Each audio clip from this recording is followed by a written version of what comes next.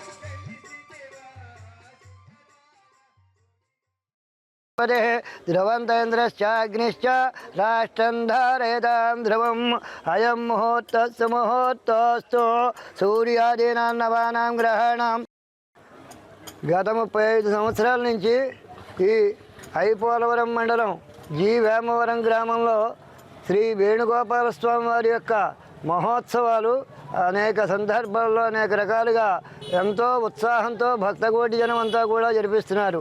ముక్కోటి ఏకాదశి పర్వదినం ఈ రోజున కావున భక్తులందరూ కూడా విశేషంగా విచ్చేసి ఈ యొక్క శుభ కార్యక్రమాన్ని వేణుగోపాలస్వామి వారి యొక్క ప్రతిష్టా కార్యక్రమం ఉదయం స్నానాది కర్మలు నిర్వర్తించుకున్నటువంటి వారే గోదావరి అఖండ గౌతమి గోదావరి నదీ స్నానం జరిపించి తదుపరి ఇక్కడికి తీసుకువచ్చిన తర్వాత ఈ దివ్య కళ్యాణ మండపంలో వేదిక యందు స్వామివారి యొక్క విగ్రహ ప్రతిష్ఠ చేసి తదుపరి విఘ్నేశ్వర పూజ అలాగే పుణ్యావాచనాది మండప ఆరాధన కలశ ప్రతిమాశోధన మొదలగునవి పూజలన్నీ కూడా భక్తకోటి జరిపించుకుని అలాగే సాయంకాలమున అఖండ దీపోత్సవం కూడా జరిపించుకుని భక్తులందరూ తరిస్తున్నారు.